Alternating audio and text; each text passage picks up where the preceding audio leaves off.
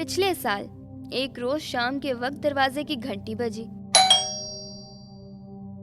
میں باہر گئی۔ ایک لمبا تڑنگا یورپین لڑکا کینوس کا تھیلا کندھے پر اٹھائے سامنے کھڑا تھا۔ دوسرا بنڈل اس نے اپنے ہاتھ میں سنبھال رکھا تھا اور پیروں میں خاک آلود پشاوری چپل تھے۔ مجھے دیکھ کر اس نے اپنی دونوں ایڑیاں ذرا سی جوڑی اور سر خم کیا۔ میرا نام پوچھا اور لفافہ تھما دیا۔ آپ کے ماموں نے یہ خط دیا ہے، اس نے کہا۔ اندر آ جاؤ، میں نے اس سے کہا اور ذرا خط پر نظر ڈالی۔ یہ اچھن ماموں کا خط تھا۔ انہوں نے لکھا تھا، ہم لوگ کراچی سے حیدرآباد واپس جا رہے تھے۔ ٹھٹا کے قبرستان کی قبروں کے درمیان اس لڑکے کو بیٹھے دیکھا۔ اس نے انگوٹھا اٹھا کر لفٹ کی فرمائش کی اور ہم اسے گھر لے آئے۔ یہ دنیا کے سفر پر نکلا ہے اور اب ہندوستان جا رہا ہے۔ آٹو بہت پیارا لڑکا ہے۔ میں نے اسے ہندوستان میں عزیزوں کے نام خط دیے ہیں اور یہ ان کے پاس رہے گا۔ تم بھی اس کی میزبانی کرو۔ نوٹ: اس کے پاس پیسے نہیں ہیں۔ لڑکے نے کمرے میں آ کر تھیلے فرش پر رکھ دیے اور اب آنکھیں چندھیا آ کر دیواروں پر لگی ہوئی تصویریں دیکھ رہا تھا۔ اتنے اونچے قد کے سامنے اس کا بچوں کا سا چہرہ تھا، جس پر ہلکی پھلکی سنہری داڑھی مونچھ بہت عجیب سی لگ رہی تھی۔ میں نے ذرا کوفت سے سوچا، ہچ ہکر، ایک اور ہچ ہکر۔ ماموں بیچارے فرشتہ صفت آدمی اس کی چکنی چپڑی باتوں میں آ گئے ہوں گے، کیونکہ یہ بین الاقوامی آوارہ گرد اپنی مطلب کے لیے راہ چلتوں سے دوستی کرنے کا فن تو بخوبی جانتے ہیں۔ شاہدہ نے بھی آپ کو سلام کہا ہے، اس نے میری طرف مڑ کے بڑی پیار اور اپنائیت سے کہا۔ شاہدہ؟ آپ کی کزن شاہدہ؟ میں بنارس میں ان کے ہاں مقیم تھا اور لکھنؤ میں آپ کی پھپھی کے ہاں رہوں گا اور چٹگام میں انکل انور کے ہاں، اور اگر دارجلنگ جا سکا تو آپ کی کزن مطہرہ کے گھر پر ٹھہروں گا۔ اس نے جیب سے مزید لفافے نکال کے دکھائے۔ بیٹھ جاؤ، آٹو چائے پیو۔ میں نے ایک بار لمبا سا سانس لے کر کہا۔ مجھے وہ ڈچ ہچ ہکر یاد آ گئے جنہوں نے کراچی میں لڈن ماموں کے گھر پر ڈیرے ڈال دیے تھے کیونکہ ان کے پاس پیسے ختم ہو گئے تھے۔ میں ترکی اور ایران سے ہوتا آیا ہوں اور جرمنی سے یہاں تک میں نے موٹروں اور لاریوں سے لفٹ لی ہے۔ اب لنکا جاؤں گا اور پھر تھائی لینڈ وغیرہ، وہاں سے کار بوٹ کے ذریعے جاپان، امریکہ اور اس کے بعد گھر واپس۔ اس وقت تو میں اورنگ آباد سے ایک ٹرک پر آ رہا ہوں۔ بے حد ایڈونچر رہے ہوں گے پھر تو تمہارے سفر میں۔ ہاں، استنبول میں 3 راتیں میں غلطہ کے پل کے نیچے سویا ہوں اور ایران میں بھی۔ پھر اس نے مختلف چھوٹے موٹے اور ایڈونچر سنائے۔ میں کولون یونیورسٹی میں پڑھتا ہوں، اس نے مزید اطلاع دی۔ پاکستان اور ہندوستان میں تم نے کیا فرق پایا؟ کھانے کے میز پر میں نے اس سے پوچھا۔ یہاں کشمیر اور پاکستان کا ذکر ذرا کم کیا جاتا ہے، یہاں کے مسائل۔ پھر ہم نے اس سے ہندوستان کے مسائل پر ایک جامع تقریر کی۔ کچھ دیر بعد اس نے کہا، میں دولت مند سیاحوں اور عام یورپینوں اور امریکوں کی مانند محض تاج محل دیکھنے نہیں آیا ہوں۔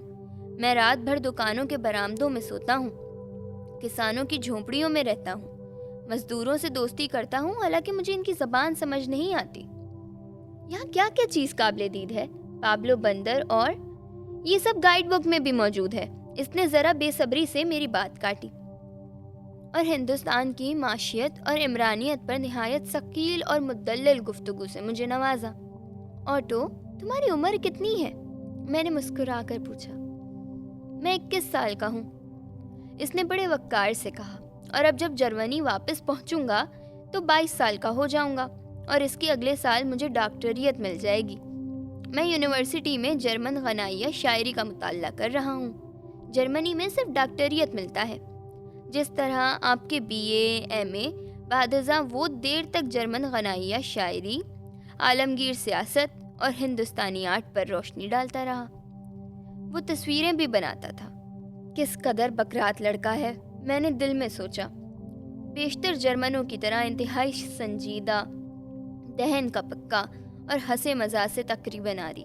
मैं रात के सोने से पहले आपकी किताबें देख सकता हूँ? यकीनन। रात गए तक नशिस्त के कमरे की रोशनी जलती रही। सुबह 3 बजे गुस्ल खाने से पानी गिरने की आवाज़ आई तो मेरी आँख खुल गई। वो रातों रात नहा धोकर फारिग हो चुका था ताकि सुबह इसकी वजह से घर वालों को जहमत ना हो। नाश्ते के वक्त इसने हिंदुस्तान के मुताल्लिक इस किताब पर तबादला ख्यालात किया जो इसने रात भर में पढ़कर ख़त्म कर डाली थी। फिर इसने बम्बई का नक्शा उठाया और सयाही के लिए निकल गया। वो अपने थैले में 5 किताबें लेकर चला था जिन पर कमरा ठीक करते हुए मेरी नज़र पड़ी थी। गोइटे के फाउस्ट, हाइने की नज़में, रुल्के और ब्रेख्ट और इंजील मुकद्दस। शाम को जब वो थका आ रहा मगर बेहद बशाश वापस आया तो मैंने इससे कहा, ऑटो, कल रात तो तुम खुदा से मुनकिर थे मगर इंजील साथ लेके घूमते हो। इस पर ऑटो ने खुदा के तसव्वुर में एक जज्बाती सहारे की इंसानी हाजत पर मुख्तसर तकरीर की। ऑटो, तुम एलिफेंटा गए थे? वहाँ की तरी मूर्ति और देवता। मैं कहीं भी नहीं गया। विक्टोरिया गार्डन में दिन भर बैठा और अवाम के हुजूम का मुताला करता रहा। इंसान सबसे बड़ा देवता है। हाँ, ये तो बिल्कुल ठीक है, मगर तुमने खाना कहाँ खाया? मैंने 1 दर्जन केले खरीद लिए थे।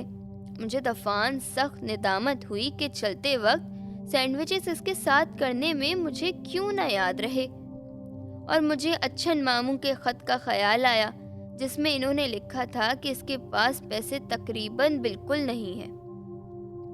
खाने के मेज़ पर इसने कहा, मैं बहुत दिनों बाद पेट भर के खाना खा रहा हूँ। मैं इससे जर्मनी के मुतालिक बातें करती रही।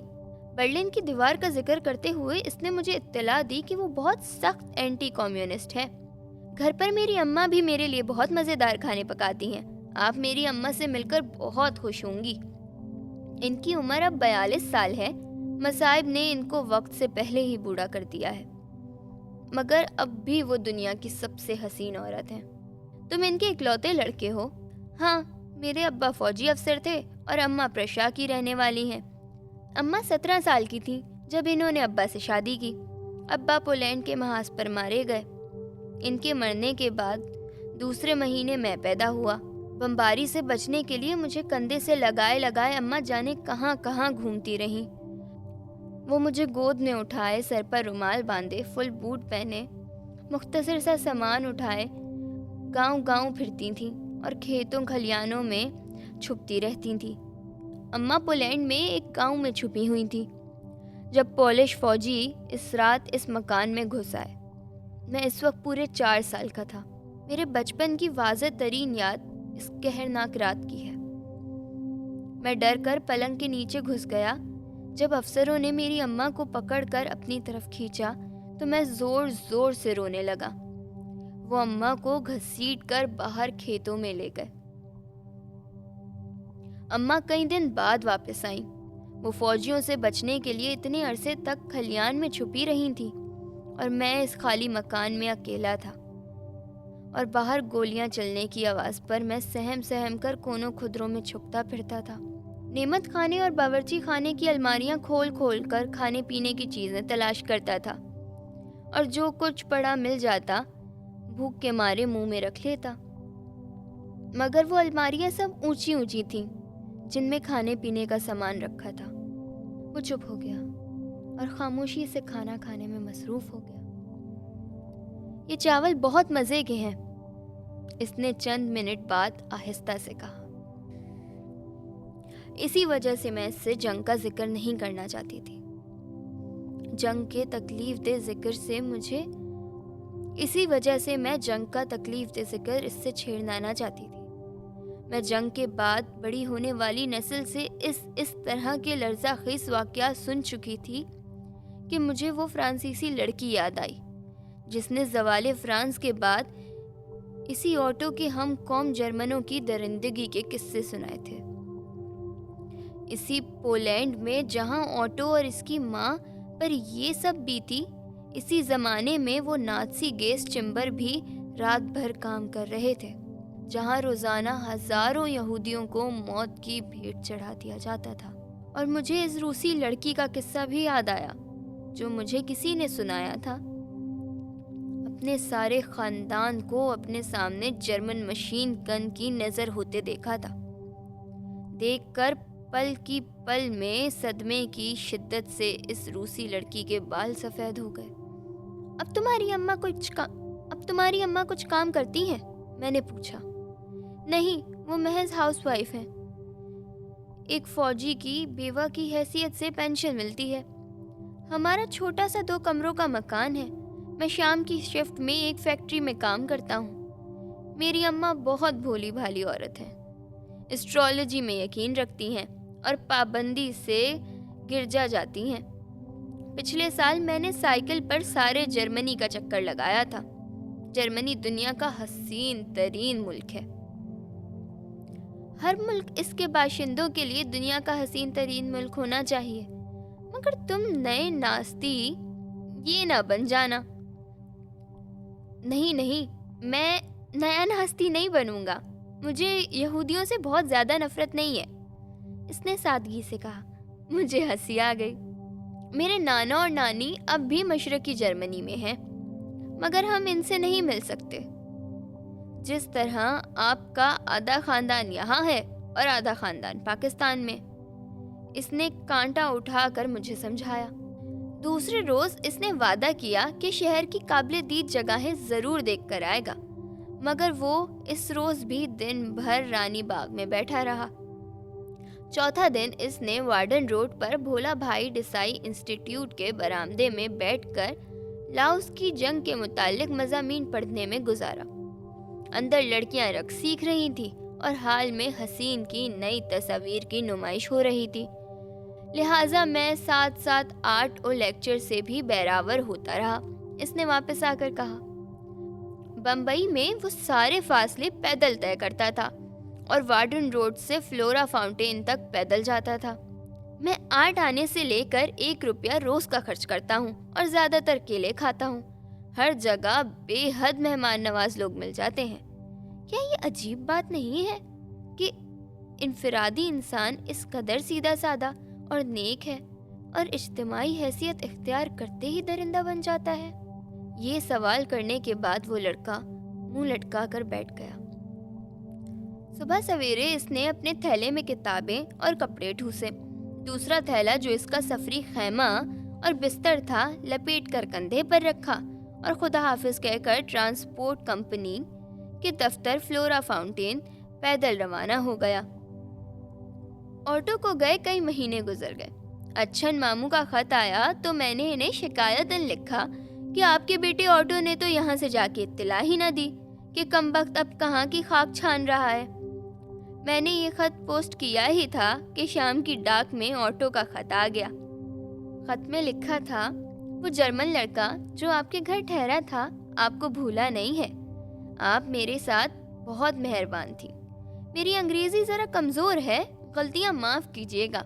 आप मेरे साथ बड़ी बहन की सी शफकत से पेश आईं और मैं मोहब्बत पर यकीन रखता हूँ। इसकी वजह शायद ये भी है कि अभी बहुत कम उम्र हूँ, लेकिन आपने ठीक कहा था, दुनिया में सिर्फ वही लोग खुश रह सकते हैं जो ज़िंदगी को बगैर किसी पसो पेश के और बगैर किसी सवालात के मंजूर कर लें। हम जितने ज़्यादा सवालात करते हैं इतना ही ज़्यादा इंकिशाफ होता है कि ज़िंदगी काफ़ी महल है। लंका में मैं नूरालिया से कनेडी एक पोस्ट बस के ज़रिए गया। बस में एक सिंघाली तालिब इल्म से मेरी दोस्ती हो गई। इसने रास्ते में मुझे अपने साथ खाना खिलाया। बस में बहुत से ढोल रखे थे। राजा खूब गाने गाता रहा। रास्ते में आबशार बहुत खूबसूरत लग रहे थे। राजा ने मुझसे कहा, चलो हम सब नहाएं। चंद मिनट बाद वो मर चुका था। वो पानी में डूब गया था। 2 घंटे की तलाश के बाद इसकी अकड़ी हुई लाश हमें एक चट्टान के नीचे मिली। ये सब क्या है? मैं सोचता रहा हूँ कि ये कैसे हुआ।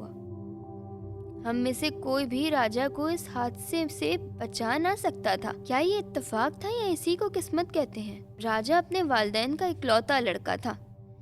इसके बहन भाई 5 और 15 की उम्रों के दरमियान मर चुके थे। इसका बाप नाबीना है और माँ बहुत बीमार। राजा इन लोगों का कफील था।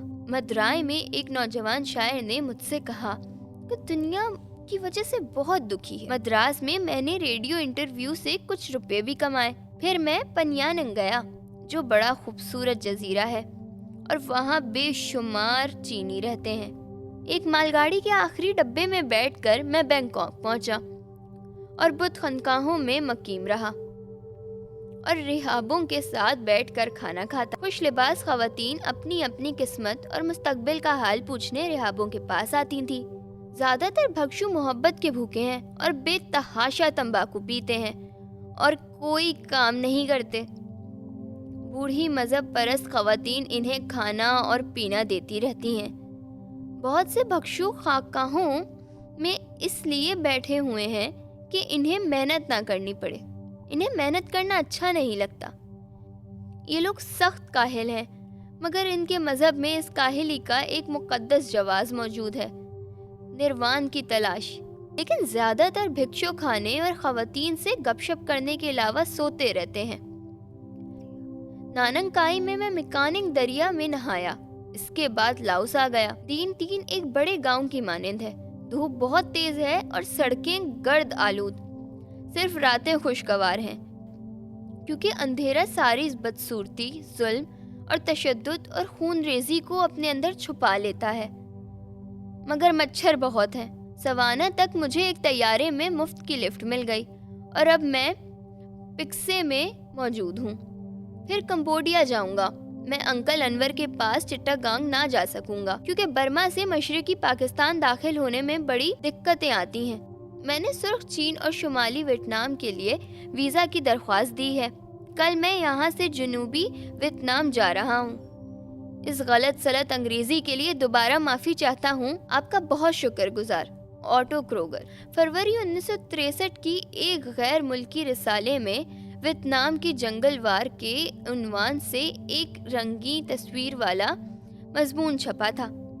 ان تصویروں میں گوریلاز سپاہیوں کو بندوق کا نشانہ بنایا کشتیوں میں بیٹھے ہوئے گوریلا قیدی میکاننگ دریا کے پار لے جائے جا رہے ہیں اور کسان عورتیں یہ کشتیاں کھہ رہی ہیں۔ کنارے پر پہنچ کر ان قیدیوں کو گولی مار دی جائے گی۔ دھیان کے کھیتوں کے پانی میں سے جنگی قیدی گزر رہے ہیں اور مضمون کے آخر میں 2 صفحات پر پھیلی ہوئی ایک تصویر ہے جس میں دھیان کے باہر ہرے کھیت ہیں اور دھیان کی بالیاں ہوا کے جھونکوں سے جھکی جا رہی ہیں اور لمبے پتوں والے درخت ہوا میں لہرا رہے ہیں۔ افق پر درختوں کی قطاریں ہیں اور سبزہ اور پانی۔ یہ ایسا دل فریب منظر ہے مصور جس کی تصویریں بناتے ہیں، شاعر نظمیں کہتے ہیں اور افسانہ نگار دھرتی کی عظمت کے متعلق کہانیاں لکھتے ہیں۔ ان ہرے بھرے درختوں کے پیچھے کسانوں کے پرامن جھوپڑے ہوں گے اور اس گاؤں کی باسی تنکوں سے بنی ہوئی چھجے دار نوکیلی ٹوپیاں اوڑھے دن بھر پانی میں کھڑے رہ کر دھیان بوتے ہوں گے اور گیت گاتے ہوں گے اور فصل تیار ہونے کے بعد منڈی میں جا کر محنت سے اگایا ہوا یہ دھیان تھوڑے سے پیسوں میں فروخت کر کے اپنی زندگیاں گزارتے ہوں گے۔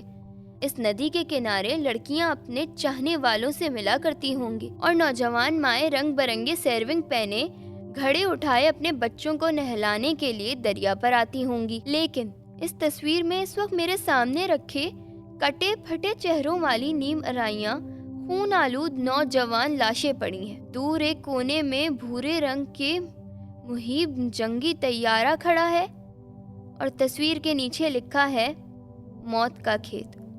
ویت کونگ گوریلے جن کو میکاننگ دریا کے دھیان کے ڈیلٹا میں موت کے گھاٹ اتارا گیا ہے۔ ان کے ساتھی ایک دوسرے کے ساتھ رسیوں سے باندھے سر جھکائے ایک کونے میں بیٹھے ہیں۔ اس خون ریزی بدس لڑائی میں ایک نوجوان ہچ ہکر جو میکاننگ دریا کے کنارے سے گزر کر شمالی ویتنام جا رہا تھا ایک اتفاقی گولی کا نشانہ بن گیا۔ اس خوبصورت ملک میں یہ بھیانک خاکہ جنگی 1944 سے جاری ہے اور میں نے تصویر کو دوبارہ غور سے دیکھا۔ ساحلی گھاس پر اوندھی پڑی ہوئی ایک لاش کا چہرہ آٹو سے ملتا جلتا تھا۔ آٹو کروگر زندگی کا تجربہ حاصل کرنے دنیا کے سفر پر نکلا اور شاید زندہ ہی نہ رہا۔